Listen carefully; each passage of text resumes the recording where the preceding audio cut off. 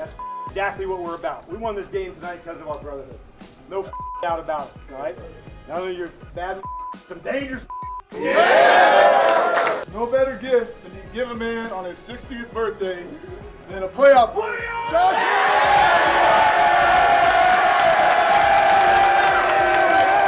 Thank you guys for everything.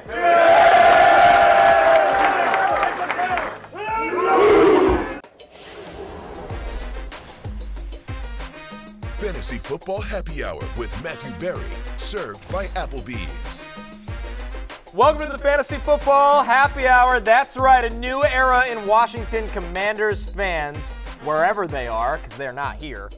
They drink for free. Connor Rogers, Jay Croucher, Lawrence Jackson, Matthew Berry, a well-earned day off after his birthday. He's on the Kansas City Chiefs Week 18 plan. Yeah, well-rested. Yeah, resting the starters. Yeah. Well, Carson Wentz in here. Reluctantly, he might be heading towards a back-to-back championship. Yeah, so that's annoying. We'll see if we have one big show George Kittle miracle in us tonight. Yep.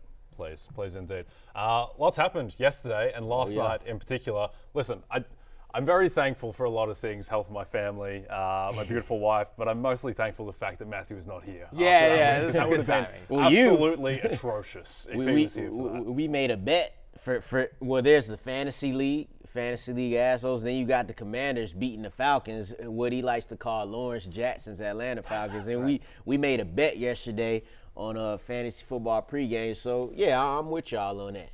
Yeah, happy belated once again, Matthew. You and Josh Harris, by the way. Yeah. Wow. Yeah, got the game ball. Yeah, both 60 years old. Same day. Crazy. Yeah. We got to get Matthew a game ball. Born on the exact same day. All right, let's jump into the Roto World player news. A lot to break down from Week 17, and we are going to start right there, Lawrence, with your Falcons against the Commanders. Obviously, the story of the game, Jayden Daniels completes 24 of 36 passes, 227 yards. He throws for 3 touchdowns. He also ran, more importantly, for 127 yards, one of the many reasons we love him in fantasy. Of course, we got to hear from the rookie quarterback after the big win, which will lead to a Washington playoff appearance. I'm excited. I'm happy. The fan base waited a long time for this. I really can't put into words, how much it means to them and how much it means to me. Be able to go out there and lead this franchise and this team to opportunities like that. Obviously, you can run. We've seen that all year, but it felt like in the second half and overtime, you were like, I'm going to make plays with my legs and kind of take control in that way. Is that kind of what's going through your mind at all? Man, I was just trying to make plays and, help the team the best I can to win this football game. So whether that's sitting back there throwing the ball, running, anything, man, I just want to win. Lawrence, almost 32 fantasy points for Jayden Daniels, which somehow only has him at QB5. Goes to show you the kind of day these guys had over the week of Christmas. But, what's left to say about the rookie that's just been remarkable this year? Broke the record, RG3's record for rushing for quarterbacks. He now has 864 rushing yards on the season. You know where that ranks in quarterbacks for this year? Number 1 right now. He's ahead of Lamar right now by 12 yards. So just phenomenal, man. He's come in from day one until now. He's got this team back in the playoffs, actually giving this team hope for the first time, really, since they got RG3. So, 29 and a half fantasy points per game over his last 5 games. Just great in fantasy, great in real football, a great thing to see. Yeah. I think there is an element just to keep back in mind for in these high leverage games to get into the playoffs, or once we get to the actual playoffs, these quarterbacks who can run, they just run more when it is on the line. And it makes sense, obviously, you put your body on the line. For years, Mahomes, statistically, it bears out. He just scrambles more in the playoffs. He scrambles more on 4th down when the game is on the line. And Daniels, he's just unstoppable. Like, what can you do? I know he threw a bad pick where he didn't see the edge rusher dropping back into coverage, but he was magnificent last night. Falcons just couldn't tackle all game either, and that really broke them in the second half. They actually got pressure on him in the passing game, which kind of, I think they defended him as best as they were going to be able to.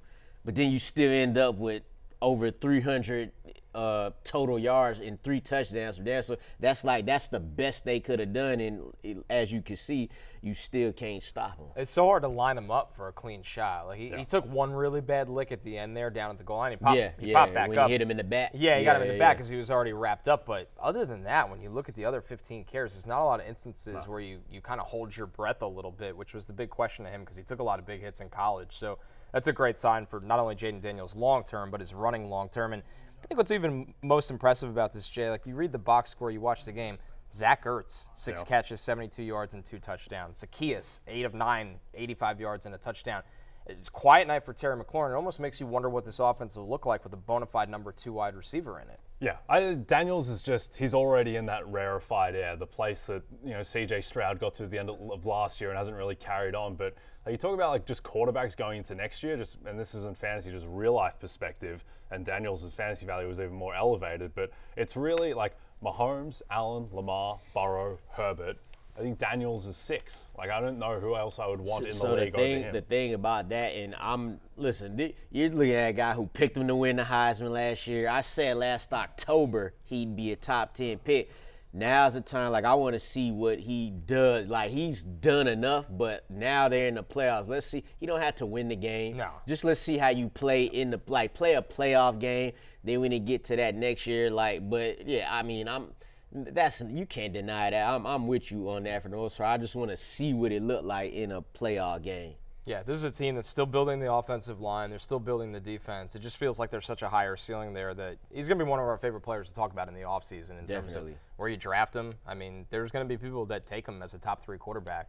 I would say this too, right? You talk about how Terry McLaurin didn't do anything. That's mainly because A.J. Terrell strapped it. He had him in clamps. It was great to see Jayden Daniels be so successful without having to rely on Terry McLaurin. He went to Olamide Zacchaeus, so Zach Ertz. So that's a great sign going forward for Jayden Daniels as well, that he could do it with anybody. Yeah, the biggest question I think we have going forward with this team is if Cliff Kingsbury gets another head coaching crack this offseason. I wouldn't call that overly likely. I think he'll get interviews, but I think that's the continuity, Jay, that you want the most for the young quarterback because the offense he's built for him, they've elevated each other. Yeah, and I like that what they're doing is they're just leaning into strength over and over again, where in the second half it was clear that the Falcons just could not stop the run, and so they just ran it down their throats over and over again. And Daniels, as good as the stat line ends up looking, 227 through the air, 127 on the ground, 3 touchdowns and the 1 pick.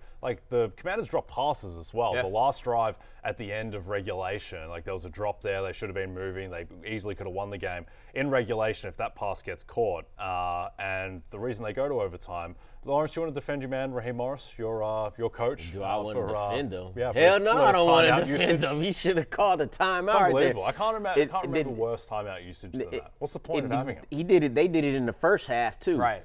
And then he actually said that, it was a bad decision, but they could have moved faster. Just call the timeout. No. They got up to the line pretty quick, and it's a rookie quarterback having to check into a play. I thought they did. They got him. They could have got him there quicker, but it wasn't like they was moping along. No, and Penix had to get them into a play. They weren't running to the line to spike it. If it's a spike, everybody gets to the line and you snap it. When you're getting into a play, you can't just snap the ball and go backyard football like that. It was a wild thing to say. You potentially, not potentially, you messed up a chance for a potential field goal kick that wasn't 56 yards. Because if you get it to a 46-yard field goal, he's making that. So that was the biggest fumble of the night. Yeah, it probably cost them the season. They're not going to make the playoffs after that. They call timeout, and they're odds on to win the game. Honestly, you could argue what cost him the season is another coaching decision. Yep. I know he had his misses last night, and I think that's a lack of practice reps throughout the season because he hasn't really gotten time with the ones. They should have moved to Penix so much earlier. And when you watch the plays he can make, it's really the equivalent of being that 3-point shooter. Yeah, you miss a throw, but if you come back and make a great touchdown throw on the next play, who cares about the misses? Yeah, the reality is and it's tough because he was playing well enough leading into this, but if Penix was playing that Chargers game back when Cousins threw 4 picks, they lost the game by 4 points with Cousins throwing 4 picks and pick 6. So they win that game and the season looks much different, but it's difficult to foresee that how bad Cousins is going to get. The good news on the Falcons side of it, the skill guys get it done during championship week. Bijan Robinson gets 17 carries. He goes for 90 rushing yards. He scores twice. He also caught 3 passes if you play in PPR. Drake London, Jay, catches 7 of his 13 targets for over 100 yards. I mean, you feel really good about these guys going forward with the offense, with Penix, and just also how they finally lean. The second half, they didn't lean on him, which was ridiculous. But overall, the volume for Bijan, overall, bird's eye view, is close to where you want it to be. Yeah, and it's kind of crazy and perhaps a little bit disrespectful with the season that Saquon is having and the season that Derrick Henry is having. Like, Bijan, the way that he moves is just so different to anyone I've ever seen before. And I think that he may end up being, as good as those guys who are going to go down as greats in the game, where he's just unstoppable. The way that he turns 2-yard losses into 7-yard gains, I've never really seen anything like it. He is special in that department. And in terms of the other guys on this team, like Drake London clearly has the rapport with Penix. Penix is looking for Kyle Pitts. Good for Kyle Pitts to get that moment with the touchdown at the end. He needed that. Yeah. And especially after he had the drop down the right sideline too. But Darnell Mooney phased the bit out. But I mean, this offense, and look, there's only one more game of it. The team may look different next year, but it's Bijan and it's Drake London. Hey, it's Matthew Berry from NBCSports.com and RotorWorld.com, and I want to thank you so much for watching whatever it is you just watched, or if nothing else, being too lazy to click out of the autoplay after this video started, after whatever it is you actually wanted to watch finished. But now that you're here, I'd like to take a moment here to ask you respectfully now, okay? I'm asking you respectfully to subscribe to the NFL on NBC YouTube channel. You'll get the latest Roto-World fantasy news headlines, all sorts of great shows, including my own Fantasy Football Happy Hour. So go subscribe now. Again, I'm asking respectfully.